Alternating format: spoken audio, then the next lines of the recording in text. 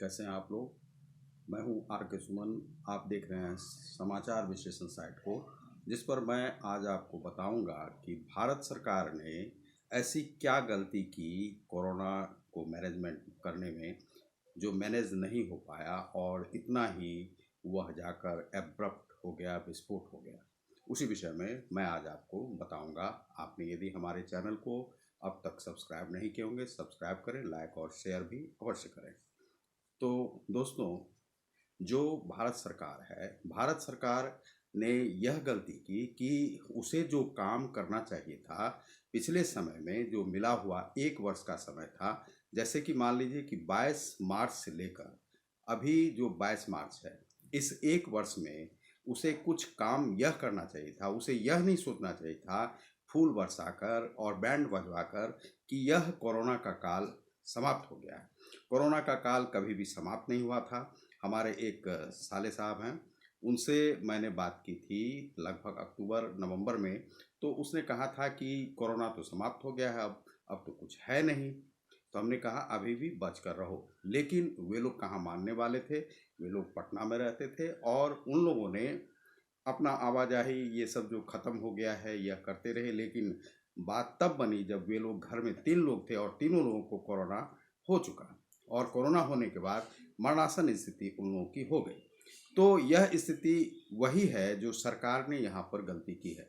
सरकार ने यहाँ पर यह किया कि उसे जो काम करना चाहिए था 1 वर्ष के अंदर में, 1 वर्ष के अंदर में उसे करना क्या चाहिए था। जैसे मान लीजिए कि थोड़ा सा स्थिर हुआ जून जुलाई के आसपास, तो उसे करना चाहिए था कि जैसे आंगनवाड़ी के कुछ कार्यकर्ता हैं और कुछ और वॉलंटियर्स लगाकर यह जागरूकता अभियान एक फैलाई जाती, जिससे कि कहा जाता कि अभी यह कोरोना नहीं गया है।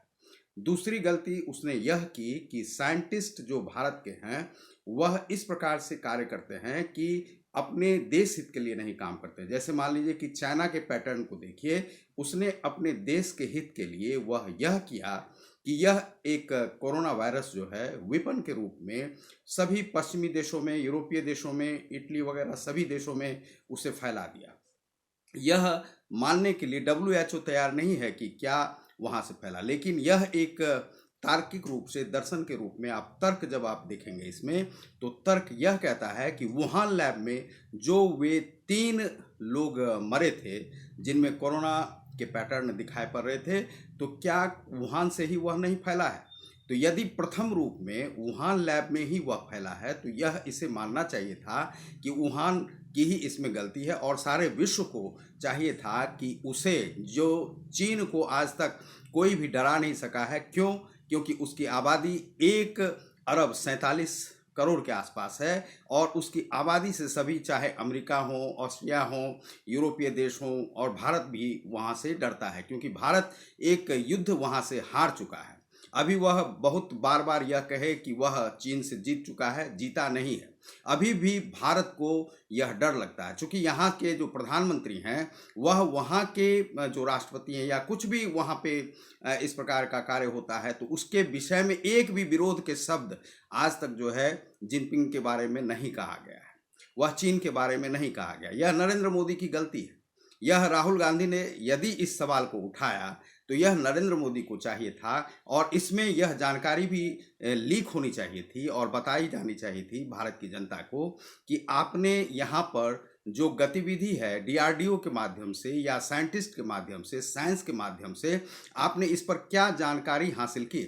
इतने सारे लोग आपके, 1.5 लाख से ज़्यादा आपके पिछले साल मर गए, अब अभी 1.5 लाख के आसपास मर गए हैं। यह जो मई का माह है इसी में लगभग 1 लाख से ज़्यादा लोग मारे गए हैं। यह तीसरा वेरिएंट आ चुका है। आपने यह मना किया कि अरविंद केजरीवाल ने ऐसा क्यों कहा, विदेश मंत्री ने कहा कि सिंगापुर से हमारे रिश्ते खराब हो जाएंगे और अरविंद केजरीवाल उसे खराब करेंगे। लेकिन अभी जो वहाँ पर वेरिएंट जो फैला हुआ है, वह वहाँ पर तीसरा वेव आया है, जिसमें कहा गया है कि वहाँ के बच्चों में यह फैल रहा है, और बच्चों में भारत में भी फैलने की संभावना। अभी तक 40,000 लोग जो हैं, बच्चे जो हैं, लगभग 9 माह से लेकर 19 साल के बच्चे जो हैं सो वो इससे संक्रमित हो चुके हैं। तो अब इसकी जो दशा और दिशा है वह भारत सरकार ने क्या तय की, वह आप मना तो यह कर देते हैं कि आप ऐसा नहीं बोल सकते, और ऐसा आप इसलिए करते हैं कि जैसे कि भारत में इमरजेंसी लगा हुआ हो, कोई आपातकाल का समय हो। आपातकाल हो सकता है, लेकिन यह इंदिरा गांधी का आपातकाल नहीं है, आप इसे लागू नहीं करें। यह प्रजातंत्रीय मूल्यों का देश